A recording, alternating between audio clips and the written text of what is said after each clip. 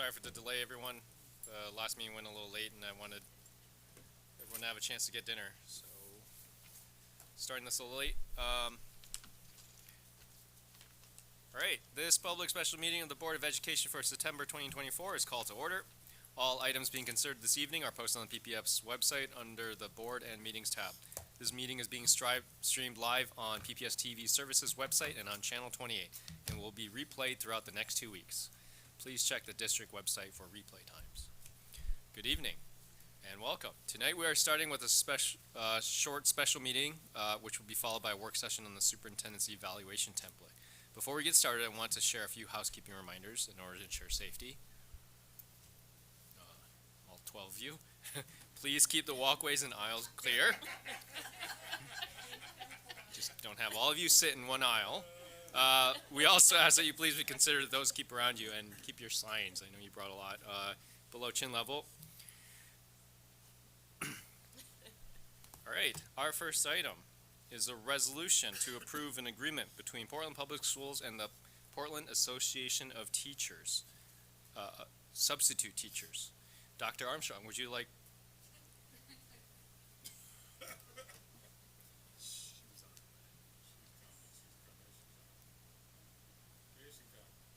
Should we clap her in?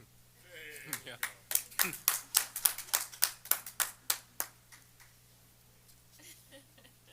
Thanks for keeping the aisles clear.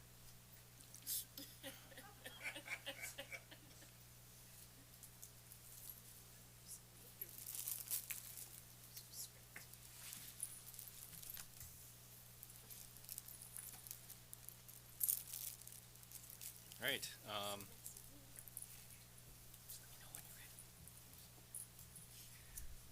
All right, Dr. Armstrong, would you like to? We are talking about the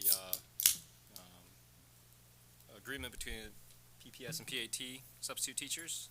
Would you like to introduce this? Yeah, absolutely, Chair Wong. I'm pleased that we have come to an agreement with our substitute teachers.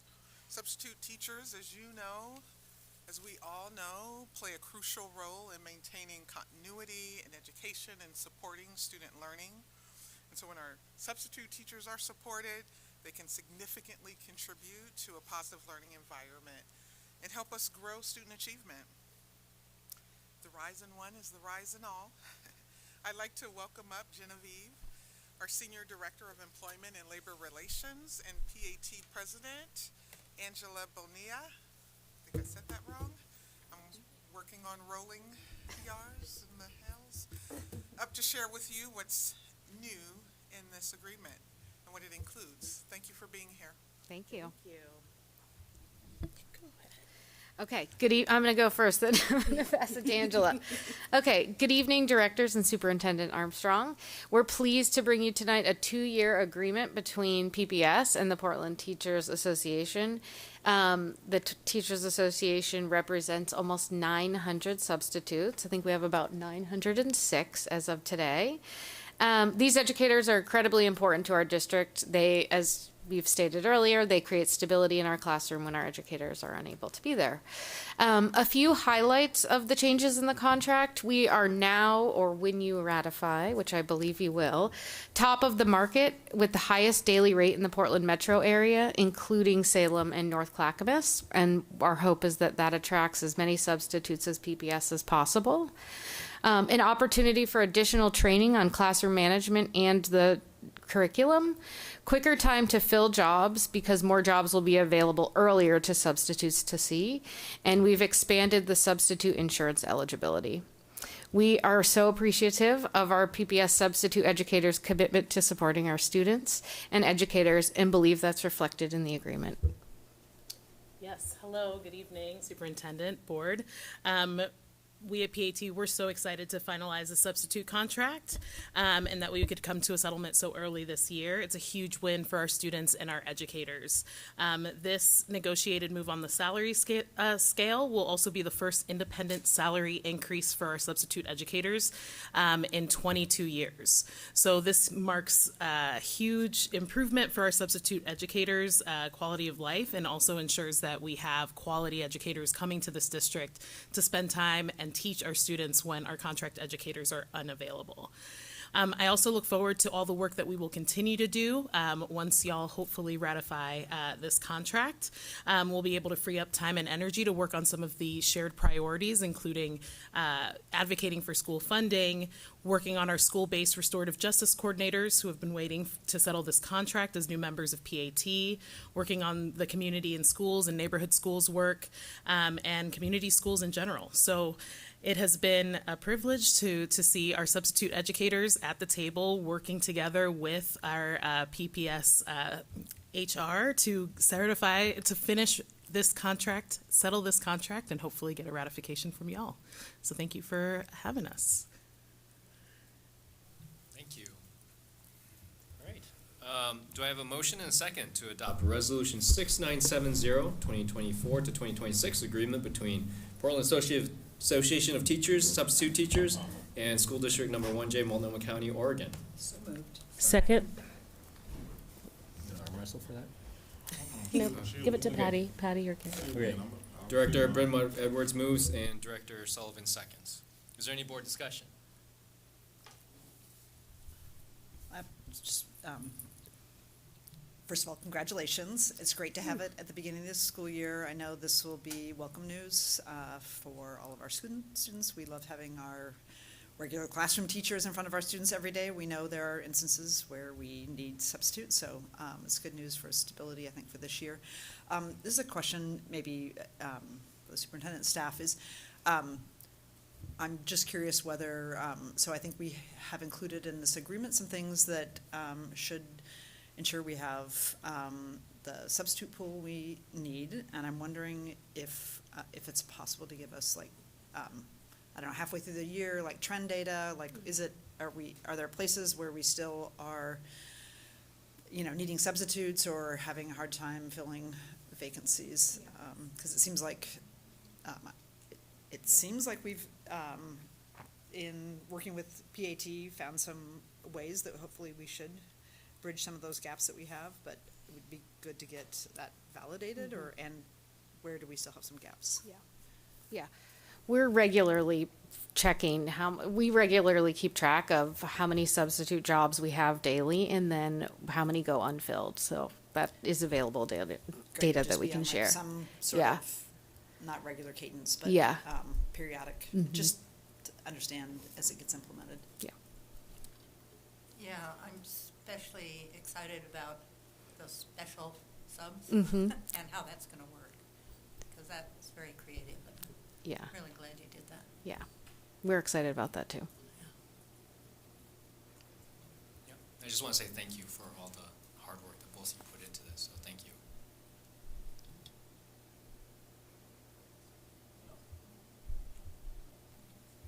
Ms. Brashaw, is there any public comment? No. All right.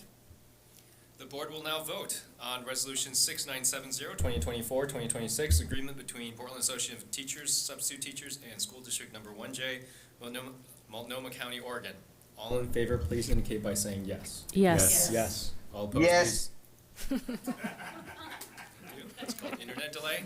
1 second there, 1 second back. All in favor, please indicate, all opposed, please indicate by saying no. Are there any abstentions? Resolution 6963 is approved by a vote of 7-0. Thank you. Thank you.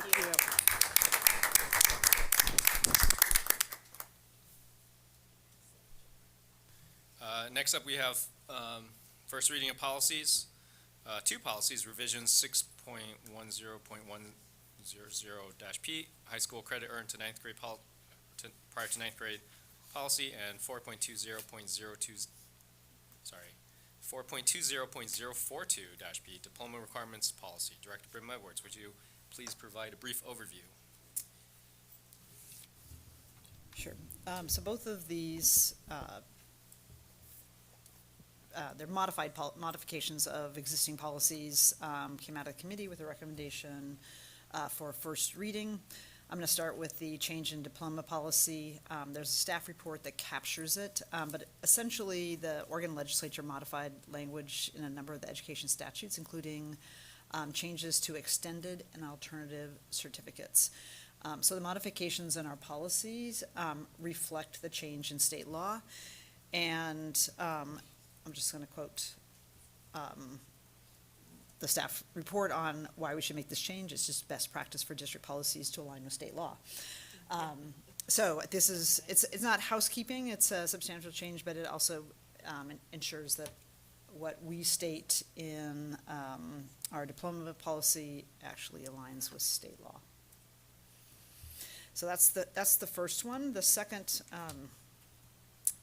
policy is ninth grade credit. And this was one that we had substantial discussion about in committee, and the committee recommended that we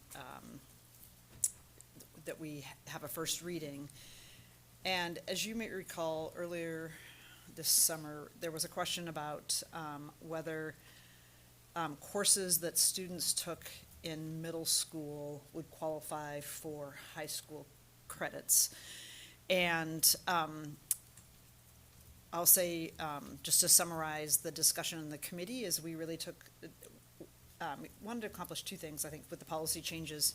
One, we wanted to follow the recommendations of the educators in the district about what should qualify for high school credit. So that's incorporated in the draft policy.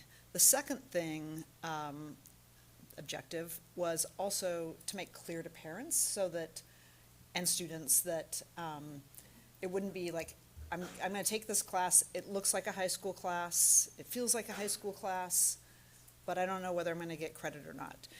And so in conversations with the staff, and I want to thank all the staff who, from the Office of Teaching and Learning, I think, or who participated in the discussion to provide clarity for families and students. And there is now a place on the website where if you are interested to see if a course at a middle school qualifies for high school credit, you're able to see that information, which I think is like I say, we followed the educator's lead versus substituting the board's judgment for what should count.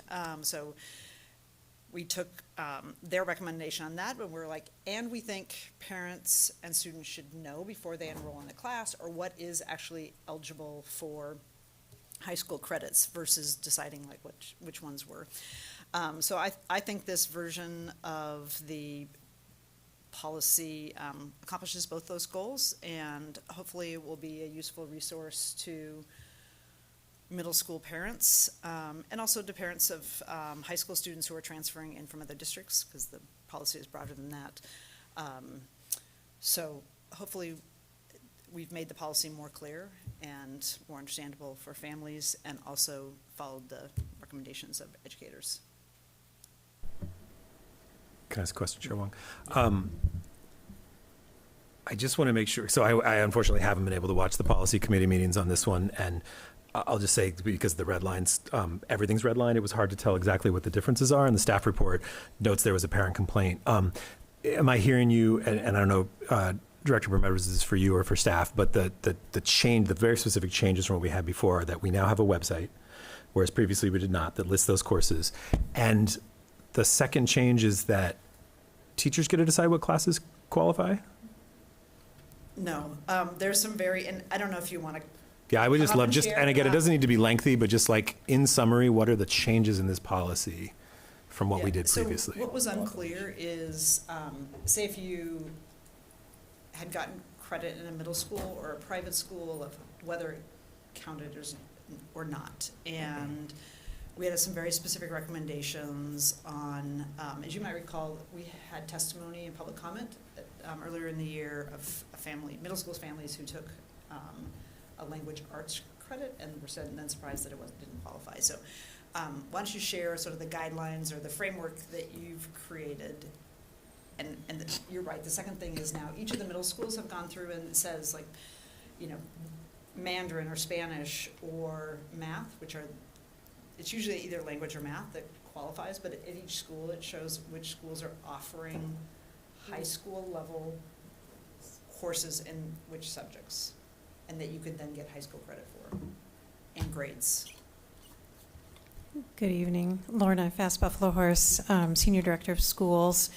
So some of the significant changes. One significant change is that we identified that whatever the superintendent or designee states in district, whatever courses are decided, that those will qualify for high school credit, but they must be equivalent to a high school course in terms of personnel, materials, time, facilities, all of those issues. If a student comes from out of district, they must have a high school transcript from an accredited high school in order to transfer that credit in, even if they earned it prior to high school. So we have our internal process that is led by our superintendent. We have an external process that is in accordance with accredited high school credit. And so just, you said the superintendent gets, or designee gets to decide what qualifies. What was the process, what was the policy before? I don't think it was identified. Yeah, that part of the policy doesn't change all that much. What does change is what happens when a transfer student is trying to bring high school credit that they earned as a middle schooler in another school district. And what we've done up to this point is to say, as long as they've taken one of the classes that we have recognized as a high school credit class for our own middle schoolers, we will transfer the credit. The change is that now we're saying, as long as the student has a high school transcript, we will recognize the credit, whether that student is an incoming 8th grader or an incoming 11th grader. So that's a shift that we're making in this policy. So does that raise the bar for students transferring in then? I mean, it sounds like what you're saying is we used to, if they took a similar class, we'd say, yeah, we'll give you credit. Now we're saying, no, you've got to have a high school, and I mean, how would an 8th grader get a high school transcript? They wouldn't, right, generally speaking? Well, they would, which was the case with the students who came and spoke. They had, through a charter school, gotten a high school. Okay, from an credit. accredited So high it was school. From an accredited high school. charter Okay, high but school. it is, we, in general, this policy change is making it harder for transfers into the district I think to get it's- credit for things taken before high school. I think it's clarifying. If one of our students who was an 8th grader and earned high school credit transferred to another school district, they would have a high school transcript with that one course on it that they earned in 8th grade. And so we want to have an equivalent, stated process for somebody coming from outside the district into it. So that's normal in districts to give a high school transcript for a child who's not in high school but has taken a high school level class. Yes. Okay. And then the We would website provide sounds that. We great. would provide that for our students.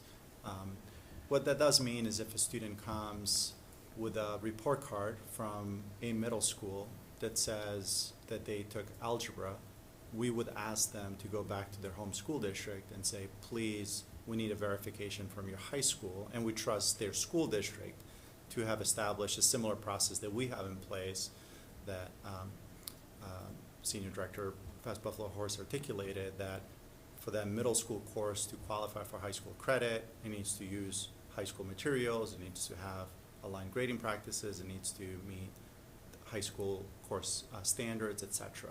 That's something that we make sure happens in PPS, whether a student is taking Algebra 1 at Beaumont or at Jackson or another middle school, we make sure that the standards are the same, and we trust other school districts to do the same. They verify that they've done that by putting that grade on a high school transcript. Great. And then last question, you said you'd had a lot of conversation with policy committee. Is there anything controversial about this change or anyone who's going to object to it? No, I think I think that, there was, as Director Brim Edwards said, there was a real push to clarify what was previously more inconsistent parent communication and clarity. And so that has happened, and we think it will be less controversial because it's more clear. And I would direct board members, if you're curious, but if you look at the red line, or the new version line, look at the new version, in, looks like either 6 or 4, there is a link that says approved middle school courses, and if you go to that, as a parent, you could just go down and look at what school your student was in, and if you were in middle school or K-8, and you'd see what courses would qualify for high school credit, which I think is brilliant, and I really appreciate the work that went into that, because I know it'll be a resource for parents. We also specifically weren't, kept it just a reference to the district website, so that as courses change, it can evolve without having to like continuously change the policy. I have a question. I'm looking at B. So when we talk about proficiency, and we talk about, we're going to do it in accordance with state law and district guidelines, what do that mean?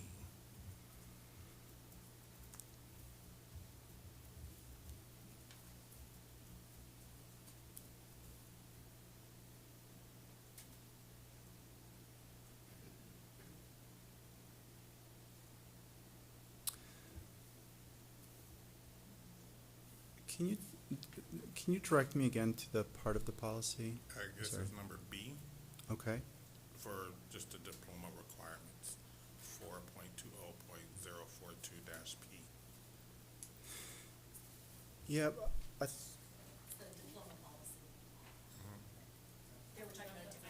Oh, yeah, I'm sorry. I'm talking about the diploma policy. okay. Well, let me shift my tabs.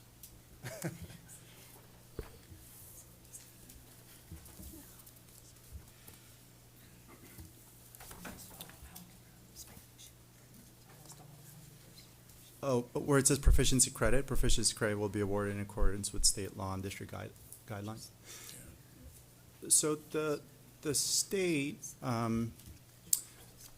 allows for the possibility of students earning credit by demonstrating proficiency as opposed to completing the entire course and having a specific amount of seat time.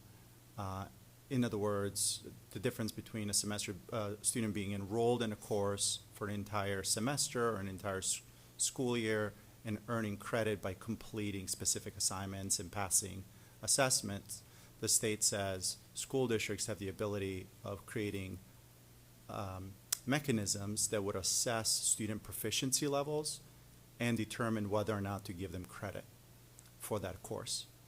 Okay, so I'm going to have a few questions. So when we talk Sure. about that and we look at proficiency scores that comes back, and some of our high schools don't, but they still able to graduate, are we rectifying those to where folks can graduate even though they're still not proficient? And is that something that we can put in the policy? And maybe this is a question for later or for discussion, but is there a way that those can be aligned somehow? Because I know it's been a conversation before about people being able to graduate but not necessarily be proficient in subjects. Yeah, I see. I understand your question. Like, is that raising the standards for our district versus the states? Or is that another mechanism to figure out how do we get our graduates to be proficient and be graduates at the same time? Yeah, I'm not sure the best place to have it. This is a big topic, big conversation, and I think part of maybe what you're asking, and I want to check my understanding, is what happens for a student who, for example, isn't proficient on their 11th grade math OSAS, but they've demonstrated proficiency, have completed 3 years of high school math, have demonstrated mastery, and therefore can graduate from high school. How do we reconcile them passing their classes, but they're not passing the OSAS? Is that? Well, I mean, Yeah. because that's the only And- mechanism we have at the moment. At the high school, right. Because And- and I've said this before, when I see folks come out of Yeah. high school and they're giving me their resumes and they're coming from PPS schools, I'm sitting here looking like I don't understand how, Yeah. because of the comprehension of some of the stuff that we do. I'm like, I'm trying to really rectify how that works. And like I said, we talked about that before, so I Yeah. just, like, and I know the baseline is the state guidelines. Right. Is there appetite for raising those guidelines and that bar for our kids as well. And like I said, maybe that's not a conversation with today, but I hope at least during that conversation with the policy committee. Well, let me share with you one thing, and then you can let me know kind of what would be the best way to continue the conversation. But this year, for most of our core classes at the high school level, the same is true for 6-8, and the same is true at K-5 at this point. Let's say language arts, let's say math, let's say science. For every one of those courses, we have a clear set of standards, student learning outcomes. In other words, what do we want students to know and be able to do by the time they finish this course? We've articulated what is the sequence in which those standards should be taught by quarter. We've provided high-quality instructional materials. In other words, how can teachers help students achieve those learning outcomes? And we've identified what are the common assessments that teachers should use to assess student learning, so that in every algebra class in the district, again, whether it's Jeff or Grant or Ida B. Wells, that those teachers are using common assessments to check on how are students progressing. In language arts, not only do we have common assessments, we also have common rubrics for assessing student work. So there's a lot of effort in place to, I think, do exactly what you're suggesting, which is like clarifying what do we want our young people to know and be able to do, and then some common ways of reflecting on how are they doing, and then providing interventions that are needed. Personally, I think that's the direction that we need to go in, rather than having some like external measures or just relying on external measures. I think external measures are good and important reference points, but I think what we're also saying is that teachers are hungry to come together to talk about their student work, to figure out how to support them more effectively, and to raise the bar. So I'm feeling hopeful of what we're doing. I think. So with that, I don't mean to cut you off. So with that, when we talk about, I get we don't want to just look at the external, numbers and tests and all that stuff, but when we look at internal, and I think I raised this question before, someone can pass with all D's and still graduate. That doesn't necessarily mean they're proficient. So how we're aligning those standards up with our things, because like I said, when I see kids coming out from this school district here, not all of them, we don't get all of them, but just some, and talk with some of the business community out here, it's a real question around the type of education we're getting. I don't know if I'm articulating it right, but if you can pass with all D's, do that really mean you're proficient? And because those are all internal things, whether it's report cards, whether it's assignments. So maybe I'm just trying to figure out how our policy rectify that. If a kid can graduate with all D's, which doesn't necessarily mean they're proficient, but then we're saying we're giving them this credit and this diploma based on proficiencies. I can keep going. I think what you're asking about are also our grading practices and the need to align and standardize. And I can tell you right now that we've got some schools and some educators who say D is not good enough. There is no D. There is A, B, C, or F. You've met the target, you've exceeded the target, or you need to do it again. And that doesn't mean you didn't get it and therefore you get an F. It means this is not good enough. I expect more from you and I know you can do more, so come see me during Flex, let's redo this. So that's already happening. I can tell you that at the high school level we're exploring what standards-based grading practices would look like across the board. Similar work is happening at the middle school level as well. So I'm happy to come back and share more about that. And I think that'd be something to look at too. If when we talk about district-wide and we talk about policies, I love that. If it's A, B, C, or F, I would love it if that's something that could be district-wide. And that's what I'm thinking like with the policy like this. Maybe we raise our standards up to align with what we're trying to get to. I know some I'm all in. teachers that use proficiency-based grading. I can suggest you go shadow them for a couple of days. You can see how it works. And I can offer a much smaller example of how I read that portion of the policy. So currently, if a student is in a dual language immersion program in middle school, their way of assessing their level of language that will then translate to credits in high school is credit by exam. We have a standardized test that students can take to demonstrate their proficiency. They don't have, an identified course. They have the credit by exam. So I think that's what the state is allowing and what this policy is pointing to. Director Hollins, this, as I stated when I introduced it, this was primarily just to conform with changes in state law.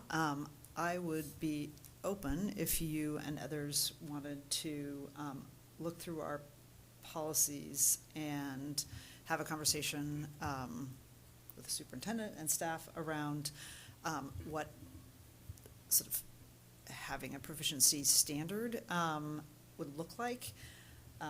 The policy committee would be open to looking at that, but I would suggest that we move so that we're in conformance with state law and then have a follow-up conversation. Again, I'd welcome having that conversation in the policy committee or with the full board if that's something the full board's interested in. Great, thank you. Great, the policies proposed will be proposed to be revised will be posted on the board website, and the public comment period is a minimum of 21 days. Contact information for public comment will be posted with the policy. The board expects to hold the second reading of these revised policies which is a vote to approve them on October 22nd.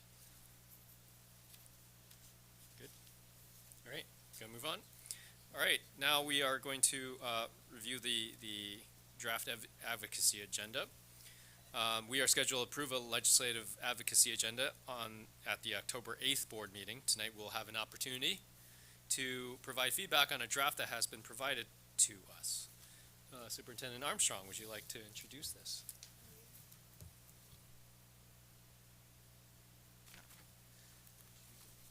Yeah, I don't think I saw the lead up on that, but it's always a pleasure as we get ready to talk about the way that we plan on being out and about during this upcoming legislative session. So here to provide an overview is our Senior Manager of Government Relations, Lisa Merrick. And as many of you have acknowledged, we need all the support that we can get in making our schools safe, welcoming, and equitable for all students. And so we think the draft before you reflects those values, and Lisa will share an overview of our draft legislative agenda, and we hope we can get some feedback from you all before sharing a final draft for adoption next month. Thank you. Lisa. Good evening, Director Wong, Vice Chair DePass, and members of the board, and Superintendent Armstrong. I am Lisa Merrick. I'm our Senior Manager of Government Relations here to talk about our 2025 advocacy agenda. Before I dive in, I want to share some key legislative dates as we're looking at preparing for the session. Over the last few months, I have been conducting interviews with staff to get feedback that has really brought a lot of important ideas to the surface that have really informed this ambitious agenda. This week, the legislature is hosting September Legislative Days, which is when the committees meet informally. We had a staff member, Darcy Soto, present to the committee yesterday on summer learning programs as we're gearing up to advocate for that this session. The end of the week, Friday, is the pre-session legislative request deadline. So that is when legislators can request bills. And those bill drafts will be returned to them in December on the 4th. So that's kind of when we'll get a first sense of what bills will be up this for discussion this session. November 5th is the general election, so we're also going to see some changes in our city government, in the county, and the state legislature as well. And then there's a couple more legislative filing deadlines, which are other additional opportunities for people to submit ideas for bills. So we'll really know by early to mid-January ahead of the session what concepts are out there and what we'll need to weigh in on and support this session. And then the legislative session will convene on January 21st, and they are constitutionally obligated to adjourn by June 28th, 2025.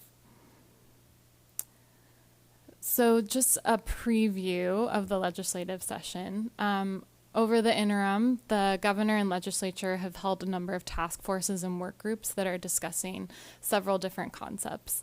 There's an education accountability work group, a statewide educator salary task force, a summer and after school learning work group, a Medicaid advisory group, a chronic absenteeism work group, and then a disqualifying crimes work group. So we'll be expecting bills and policy recommendations out of those groups that we will want to review and offer feedback on. The governor also announced some changes to the current service level. In the past, that CSL calculation was based on a 50-50 split, which means there was no assumption of inflation during the biennium. Now that has changed, and so we're looking at a 49-51 split of the state school fund, and that's going to bring in an estimated $217 million more dollars to the CSL calculation. They also announced updating the state's compensation model of how they measure administrator, teacher, and classified staff salaries. Instead of looking at a 20-year look back of those salaries, they're looking at a 10-year look back, and so that's going to potentially bring in $240 million. And then they updated the most current local revenue forecast to include in the current service level calculation. In the past, the state hadn't accurately calculated for fluctuations in local property taxes in the second year of the biennium, so that is anticipated to bring in $55 million. Director Hollins. So the combination of those numbers, is that the number the governor was talking about to the current service level, that additional $500 and some million dollars? Yes, so it's anticipated to bring in a total of about $515 million, which we're looking at likely a roughly $11.3 billion CSL number. And that will officially be announced in late December or early January. And then in addition to that, there's some general legislative priorities that we're expecting to be brought forward this session. The state's looking at bringing a pretty big transportation package forward. They're just wrapping up work groups and town halls that they've been holding across the state.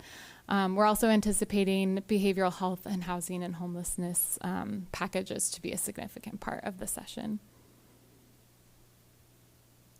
And then I wanted to just bring in one more slide before I dive into our actual priorities. I had the pleasure of talking to a lot of staff that informed this agenda, and so I wanted to just uplift some of the key themes that staff raised. Many people I talked to talked about how the lack of stable funding makes it really difficult to meet the needs of our students. Our students have more and more complex needs, and we don't have the resources to meet those. It's also really difficult when we don't know how much funding is going to be available, and when we're looking at planning for summer learning, for example, the legislature doesn't pass that until the spring. We don't always know how much funding is available, but staff really need to be planning for that programming now. The unfunded mandates that the legislature has passed have really put a burden on our resources. It's just stretched existing staff. It's required a lot more of teachers and district staff to adapt to new initiatives that pass without any attached resources to them. It also often requires us to take away funding from other priorities to meet the needs of these new initiatives. I've heard a lot about the inadequate funding model for special education and how much support our special education students really need. The costs have really gone up, but the funding we get from the state has not kept pace with the student needs that we're seeing today. Our aging facilities are at further risk due to climate change. We're experiencing more and more extreme weather events, which we're experiencing in real time, like today. And we already have facilities issues that are just getting further exacerbated. And then the absence of a statewide vision and roadmap for student success also makes it challenging for our teachers and staff. We constantly have new initiatives that get passed, but they're not necessarily tied to broader goals or a comprehensive vision for our students. And so it's really important that our state, as we talk about accountability, they figure out how we provide some really critical values to students and, you know, some goals for students, and we tie any initiatives to those goals and provide school districts with the resources needed to meet those. So now we will move on to our advocacy priorities. And one thing I want to preface this with is this is really a framework. I got a lot of feedback from staff, and I think we have a really good direction that this agenda helps provide. But because of how early we are in the lead up to the session, we don't know all of the bills that will be out in the universe. And so we'll want to make sure that we're responding and that we have an agenda that allows us to adapt and respond as we have more information of what policies will be out there, in addition to, you know, the results of elections. So we just want to be prepared to be able to be responsive to that. So this is a framework. We'll adapt communications materials closer to session. We can put together one-pagers with specific bill numbers. We can provide more specific information about the policies. But for now, this is really, you know, a framework of our values.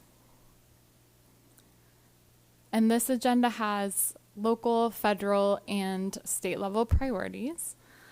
So at the local level, we're calling on just working with our local municipalities and organizations to advance PPS's literacy campaign, to support efforts to reduce gun violence, combat the synthetic opioid crisis, and increase community safety in Portland. We want to support the county in expanding early learning programs so that we can really support our students as they enter into our K-12 system. Strengthen partnerships with the county to provide consistent behavioral health services to students. Increase resources so that we can make sure that students have safe routes to and from schools, and strengthen intergovernmental collaboration to support schools and enroll school-age children who are not enrolled or attending school, including disadvantaged populations such as homeless, foster, and newcomer students. And our federal priorities are aligned with the Council of Great City Schools priorities. We're calling on the federal government to fully fund IDEA to increase the spending for special education to meet the 40% financial commitment, increase connectivity funding to provide students and teachers with access to devices and internet services, protect and increase appropriations to Title I, Title II, Title III funds, which have been at risk in this administration. Provide funding for school districts and ESDs to address substance abuse and recovery support services for students. Protect and support our immigrant students and families by supporting a permanent legal protections and a pathway to citizenship for our undocumented students. And investing in our school infrastructure to increase financial support for school facilities and greening projects. As well as funding to meet mental health needs of our students, staff, and teachers by really increasing the number of school psychologists and social workers at our schools. And then we have our state priorities as we gear up for the 2025 session. We are calling on the state to really fund a state school fund that meets our students' needs. We know that our students have more complex needs, and we want to make sure that the state is allocating enough funding to really support school districts in supporting our students. We want to guarantee secure and sustainable funding, especially to programs like our community eligibility provision, and which enables us to offer free school meals to all students. Sustainable funding for the Early Literacy Success Initiative, and investments in extended learning opportunities like summer learning and after-school programs, which was not fully funded last session, and we want to make sure that there's enough for that to be operational statewide. We also really want to push on the state to fully fund special education services, and we're already working in a really broad coalition to start discussing a broader policy package for that. And I think one other area is to streamline the grant distribution process. A lot of the new funds that have been passed through the legislature recently have pretty strict reporting requirements. They're competitive grants, and it makes it harder for us to always get that funding, and then we have to go through a lot of administrative burdens to access that funding. So when we can, we really want to push on the state to provide that funding by a formula so that all school districts can access it. Yes, Director Hollins. Question. So when we talk about, fund allocation to meet our needs, are we getting together with the other districts to actually let them know exactly what we need? Because I know it was a big argument last year around current service level and then what we actually need. So are we getting those numbers together to say, hey, this is what we need, not just the current service level needs, and making sure that's clear. So if we say we need $12.5 billion or $15 billion, then we're asking for that need. So are we going to be getting those numbers so we can actually tell them this is what we need, not just the current service level amounts? I'd love to answer that. I happen to be on 3 work groups. The first is the large district work group, where you have the 10 largest districts in Oregon.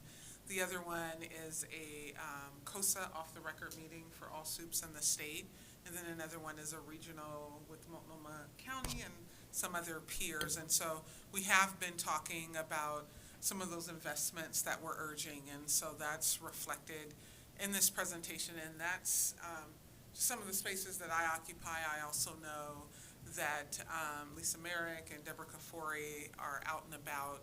And we do want to be aligned. I did hear from some superintendents last spring that they felt a little blindsided. I don't know what specific thing, but there may be 1 or 2 things that I think maybe we hadn't asked for or that we lobbied for, and they didn't know, and so it had some impacts to them. And so one of the things that we've talked about is making sure that we're in alignment and that we're in support.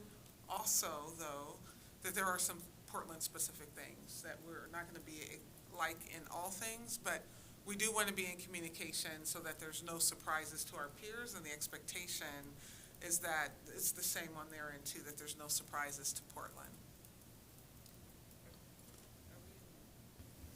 Point of the discussion, are we having a discussion, or are you finished with your presentation? We can, if we want to start the discussion, that's fine. We can. You just jumped in, so I'm not sure. Do you want to wait till the very end before we jump in? I mean, have a whole host of things. It's fine to have a discussion now, because we will be voting on this on October 8th, so this is kind of your chance. Is there like a couple of quick slides you wanted to hit so we can? Sure. Yeah, I could just walk through the final few priorities, and then we could come back. They probably read them too, so if you want to skip ahead, that's okay. fine, too. I think the only other key K-12 investments, which are PPS-specific ones, although I think we will be able to build a coalition and get support from other districts. The facilities improvements, we're still in conversations with the statewide association about how to structure that policy ask, so we may have some asks beyond what our associations ask for. We want to ask for modern school curriculum, investments in electrifying school bus fleets and improving school bus safety. The legislature passed a bill last session to allow school districts to have stop arm cameras on school buses, but there was no funding attached to that, so we would like funding for that. Funding for green schoolyards, ensuring safety and security from cyber threats, and then improving students' access to healthcare. And we have a few legislative specific priorities. This is really around the statewide accountability system. As we know that there will be a legislative concept around accountability, we really want to make sure that it's clear that accountability goes both ways. School districts should be held accountable, but the state should also be held accountable. And so we really want to make sure that, like I was discussing earlier, that the state does have a long-term plan and roadmap for student success. and that we're also ensuring that we're improving accountability around our high school graduates and that we have specific skills that we're measuring so that we can truly understand how our high school students are performing. Improving student engagement and attendance, strengthening teacher and school leader pipelines, and then working towards a quality and future-ready statewide education system, which includes supporting the changes to modernize the quality education model so that that can be a more relevant and quality metric. The current QEM does not include the cost of capital needs, lengthening the school year, early education access, or supporting students who live below the poverty line. So those are really important items we want to include in that measure. And then there'll be technical fixes of recently passed legislation that we'll be pushing for. And one of those bills will be the one we brought forward last session to increase or remove the statutory cap on local option levy collections. I do have one quick slide, and this is just kind of a preview, but we will plan on setting up some opportunities for the board to advocate this session. We're working on some communications materials, an advocacy toolkit for parents to access, and then just structuring some times throughout session to have regular calls with our delegation, and then specific lobby days around policies that we'll be bringing forward, as well as our student day of action. So I will be following up with specific dates for those, but I wanted to make sure you were aware so that we can get you down to Salem advocating for these really important investments.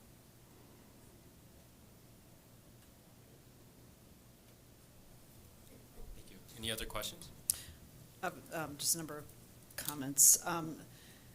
It would be great to get the short list of priorities, so that, like, what are our top 4 items, so that we, and hopefully before February, so like in the next couple of months before, because once people go down to Salem, it's awfully hard to get mind space, often with legislators. So getting just like which I think we should know what they are now, and so we could articulate them. On the state priorities, it seems like we should be really specific with a number, because I think that was part of what happened last time, is that it's like we settled on a number that wasn't, it was better than what they had, but it wasn't enough, and then it became, well, that's what you asked for. So I think it would be like, what is our ideal number? So that we can actually state it, and then how it gets rolled up into the state number. Also, it seems, I'm curious about, is there a reason why we don't specifically call out the governor's proposal? Yes, Because it seems like it's like 500 million. We should go hard on that. Not that's it, but that and. Thank you, Director Brim-Edwards. Yes, the intention of our state school fund ask is to support the governor's CSL with these additive investments. And so we're working on calculating what the cost would be for these other supports that will calculate into our needed service level. And we are working with other districts to align that number so that we're using the same metrics of calculating that. Can I talk about funding, or do you want to talk about other things first?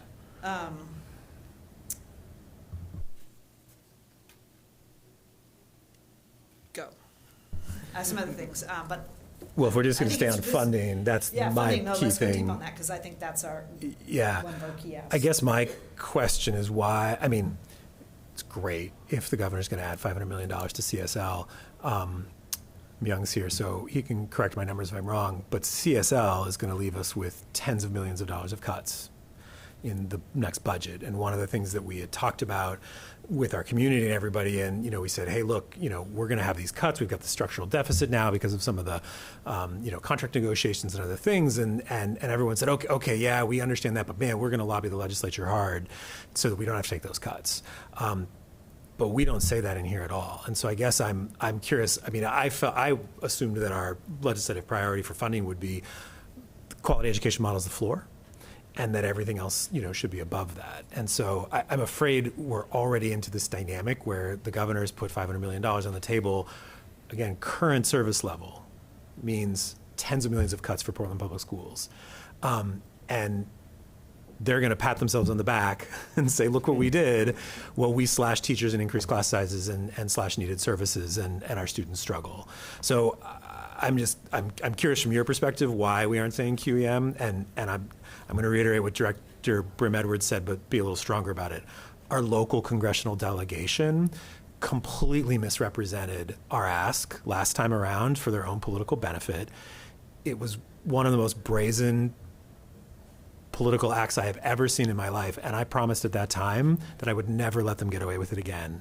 And I will just tell you, as long as I'm on this board, I will never let them get away with it again. So we need to ask very explicitly for the exact number we need, whether we're going to get there or not, so that they can never come back and say, well, you know, you asked for something less. Yeah, I think that's great feedback, and we will make the appropriate adjustments because we want to make sure that our priorities are representative of all of our thoughts and our feedback. And then one thing I'll add, in one of the COSA groups we talked about, one of their number one bullets is unfunded mandates. And so one of the examples I'll use is the unemployment that we have to budget for. So currently we have $5.5 million budgeted for from last summer, winter break, and then this upcoming summer.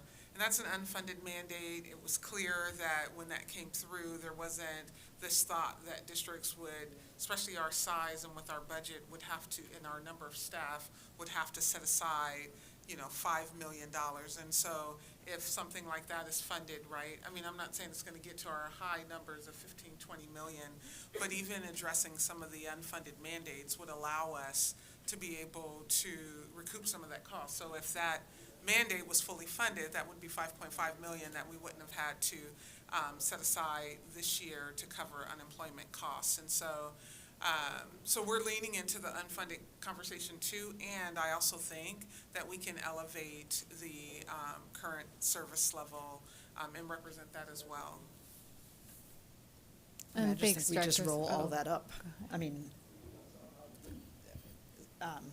because if we make them two separate things, or it's just a generic category like unfunded mandates, so school boards have been talking about unfunded mandates for decades.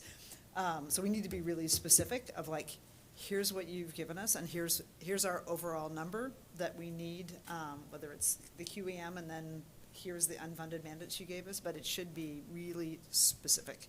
And I think it's fine to have it be a big number, because it will only go down. It won't go up. So whatever number we set, it's unlikely that the legislature is going to say, we're going to give you more than that.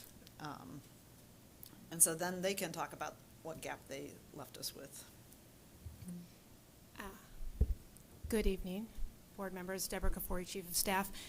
I just want to set the stage here with some reality check, however, that we are trying to get the number, and this has been a conversation between Portland Public Schools and the Oregon legislature since my time, which started in 1999. So this has been a constant stream, and part of it is due to time when we get information, when they get information. But I just want to be clear that we will most likely not have that number that you're looking for by the October 8th time that we are going to be voting on our legislative agenda.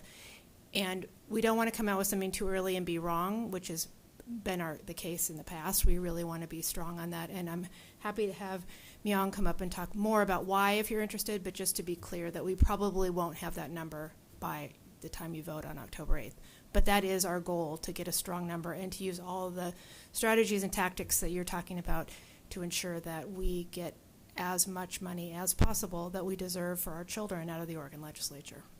If we don't have it by October 8th, when do you think we'll have it? Because I think February's too late. Oh, no, we'll have it before February. Definitely. I'll have a better idea by October 8th, what that timeline will look like by the time. And for when just we'll a get the note, number. I sort of pushed the team on the October 8th date because we only have this one time to just by our calendar to get it forth, and all of the districts, our agreement was that by October we would have our legislative priority before the board and voted on. And so we really want to keep to that October date so we can be alongside our peers and some of the advocacy that needs to happen. So maybe that's something that we can update later, but I don't want to move the date if at all possible to keep it October 8th. And I'll also add that we're also working with the Oregon Department of Education to estimate the SPED investments. They're looking at what it would cost to increase the cap on special education funding to fully fund regional inclusive services, early intervention services, and the high-cost disability account. I don't want to give out a number yet, but it is close to $1 billion, likely, in that upper $100 million range. So I think that will be another number that will be put out there by a SPED coalition, and that would bring significant investments to the district as well.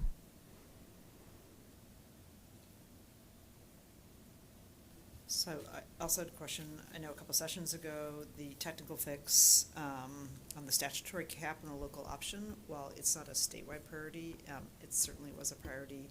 And I know because of the shifting nature of property taxes, less so, but is that a priority? Because like nobody else is going to, there'll be a lot of people talking about school funding, but nobody probably else is really going to be talking about this other issue. Do we need it? Is that like, got to be our number one specific PPS issue, because we're the ones who only could deliver it, or is it less important now this session? This is another policy we're monitoring. So, I know when we passed the levy, we were not projected to hit the limit on our statutory cap. However, with the city's urban renewal district, the TIF district proposal, it might impact compression on our local option levy. So it is something that we are monitoring. So we've asked for a placeholder bill, but we're still working with our team to analyze the impacts. But we, I think, want to make sure that we have that as an option in our back pocket. So in my other life, the city presented the TIF districts that they wouldn't have any impact on local options or bonds. Is it, and that our state school fund would be backfilled? I mean, they basically presented, they're like, there's, because of laws that have changed, that the TIF districts, unlike, they used to have a pretty big impact on local school districts, but they said that they've been carved out. How is it that you're saying that TIF districts would? We're still working with the city to determine that for sure, but we just wanted to make sure that we have an option as we get more information about their proposal. So for the life of this local option, we don't need a increase in the cap because of the decline in the receipts? Yes, that is still correct. Okay, so this is like a lower priority or a longer term priority. Okay. Yes. I also had just, this is, I don't need it tonight, but just more specificity about what, on some of the local priorities, because I don't, if we're talking to city and county or people, like what does this mean? So it'd be useful just to get, is it a specific budget that needs to be increased? Is it a, like, say the reduce gun violence? Is that the city funding gun violence interrupters, or what is it? So just, it's too generic for me to understand what it is that I'd be asking people to support. Yes, I'm happy to follow up with more specific details. I think we're still kind of in a preliminary phase of coordinating with the county and city, especially as we're going to have some new leaders after the election. So we've begun having conversations, but a lot of these are still early priorities, and we want to make sure that we're able to advocate for these after the election primarily. But I think some of these will be specific budget asks, but also policies that the city or county may introduce that we could support, or partnerships that we can have to advocate for funding from the state or federal government together. Because I think there's a lot of shared goals and priorities to support our students and communities, and there's definitely ways we can strengthen that partnership. Thanks. And then my last item is that there's the establish a 21st century statewide accountability system, and that one of the bullets is improving accountability of high school graduates. And this is a little bit to what Director Hollins was discussing. But it seemed like last session or the session before, when there was a discussion about essential skills, PPS took a pass, which you can debate whether essential skills was the right, like, we know that they're leaving with the essential skills, but we didn't take a position, and I don't really agree with us taking a pass, because it seems like, to Director Holland's point, like, when you leave PPS, we want people to know, like, they met a certain standard, or they're able to do, they're able to do high school, proficient in high school work. And so I'd be really interested in what we're doing in that space, because like I say, it seems like last time PPS took a pass. Yeah, that's a great question. We are not taking a pass this time. We'll be weighing in on that conversation. We're still waiting for the accountability work group to provide their proposal, so that will kind of be the framework that will be used and we'll provide feedback on. But I think what I've heard from staff and from board directors and the community is that we really do want to know that our students are ready for their post-secondary options, and we need to take a position. So we will be prepared to do so, and we'll keep you informed as we have more information about that policy once it's presented. Yeah, that ties back into the whole state vision of education. Thank you. Any other questions or comments? Great. Go ahead. Is there anything that's going to help us with our funding next year? Does this CSL change help at all? That's a great question, Director Sullivan, and that's the number that Deborah Kafori was mentioning. We're working on a calculation to understand how the CSL is going to impact our budget next year. But that CSL is for the biennium, so it will be for next school year and the following one. So we'll be giving you information about how much more money that's projected to bring to PPS as soon as we have it. So we might be better off than. Well, absolutely. Yes. I think if there's a Yes. few of these things, I wonder if maybe when we bring this back, the ones that have direct costs that would lower what it is that we spend could be helpful. Because, that is what I was saying about the unfunded mandates, like highlighting unemployment, if that's fully covered, that helps us. If we're able to fully fund special education or even increase the rate in which we're funded at, that helps us. So there's a lot of things embedded in here that would significantly improve our situation and perhaps get us to a place where there aren't reductions. And so it might be nice to highlight those items so they see where the financial pieces are in that.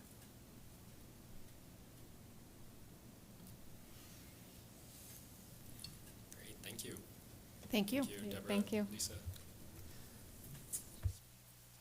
I Just a actually had reminder. one last question. Are we for a statewide cell phone policy? I mean, I'm sure we'll be asked. I'm assuming we'll have a district one, but I'm just. Yes, thank you. Good question. It's definitely going to come up. I have not seen the official bill language, but I think there's 2 to 3 legislators that are potentially introducing different priorities and different bills. Potentially a bell-to-bell ban is one I've heard out there, and then another one could be just that a district has to pass a policy.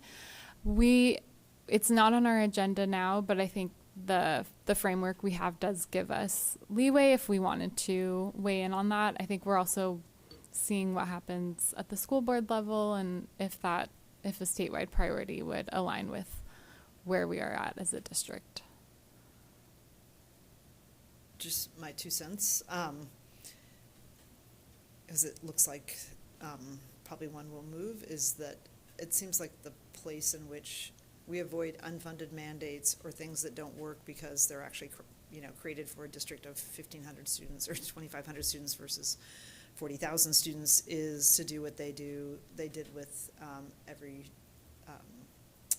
student is welcome, where it was like, we expect districts to pass some sort of policy that meets these general guidelines, and then we had a lot of more local control, which seems better than them.